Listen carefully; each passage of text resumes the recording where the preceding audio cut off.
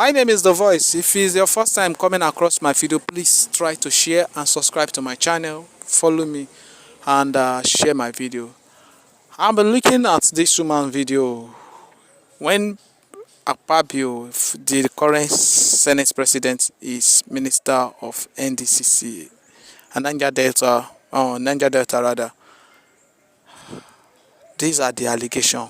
With that, this man still become Senate President. Can this country move forward? If these allegations are true, listen to this woman to the end. Nobody makes any payment in NDDC without Godswill Apabio's approval. When we first came to NDDC, on the day of going for the inauguration, he told me in the car that, Madam MD, if you don't do what I say, the same pen with which I used to sign your letter, it will be the same pen that I will use to remove you. He said the first thing I should do when I get to Port Harcourt is to change the dollars in the NDDC account. I was scared to do that. After that, he came to Port Harcourt 2 days after the inauguration. He said the first thing I should do is to make sure I change the dollars.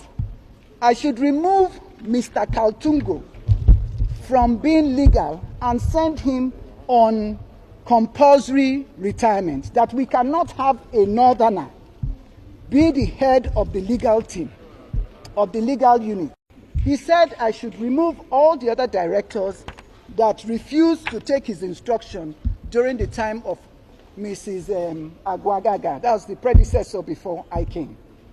So he came also with a draft, which I've submitted, with a draft letter that I should write and put it on my letterhead, implicating Senator Mobushi for collecting contracts in NDDC.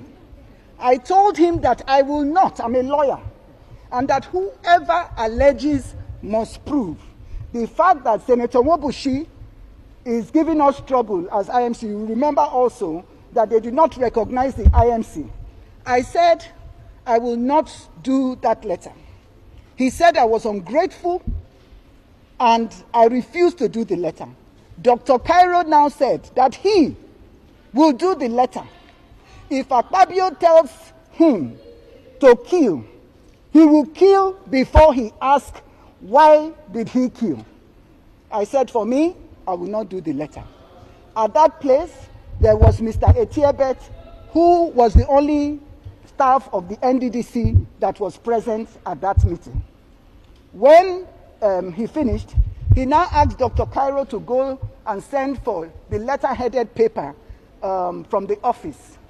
They now sent for the letter-headed paper. Dr. Cairo now did the letter, which I've also submitted to the committee, alleging that Senator Wabushi had contracts.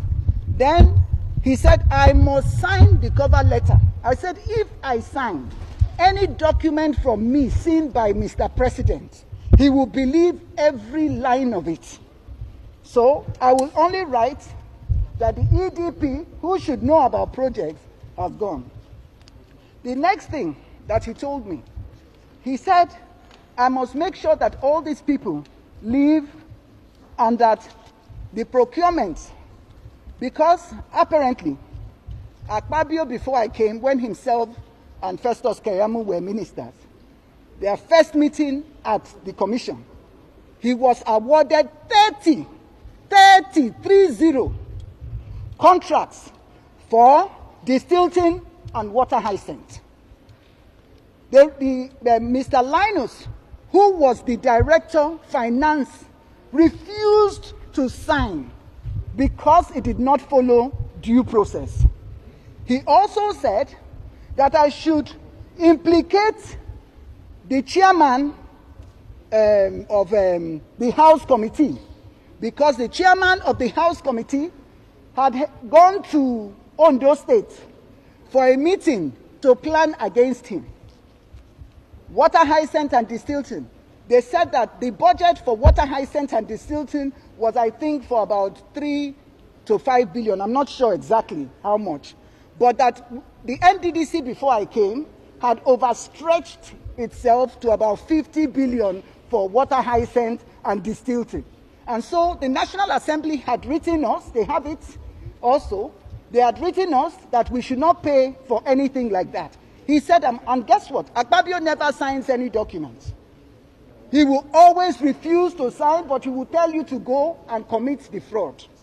For instance, he told me to go and raise a memo and give an emergency contract for flood victims. He wanted me to take an oath. He has denied that, but I want to say today, he told me up to 3 times until we had a reconciliation meeting at the villa in the house of Mr. Sadiki Abba, who is the SA to the president on domestics. In that meeting was Alhaji Mekano. He said the only condition was if I take the oath. I refused to take the oath, and I did not take that oath. And I will never take the oath from him. So he said he was going to remove me. He started a campaign of calumny against me. He said I'm not even, I did not answer him because the facts will speak for itself. Now, to end this matter about the procurement process, I refused to go with him to deceive Mr. President at the FEC meeting because the Procurement Act says if I contravene any section of the Procurement Act, is 5 years imprisonment without an option of fine. So if I go and say they should pay for the process, if you see, they say it's for 2020 budget. Apabio went to get the approval from FEC. The 2020 budget has not even been discussed by the National Assembly till today. The 2020 budget has not been passed. However, he lied to FEC, which is the greatest embarrassment in this country, for a budget that has not been passed, for an approval to be given for that procurement. I refused to go because he wanted me to send the money for the procurement to the ministry to implement the forensic audit. I refused. I am challenging him to deny any of these allegations because I have to round up for you people. But all the facts and all that I've said are all written in my documents.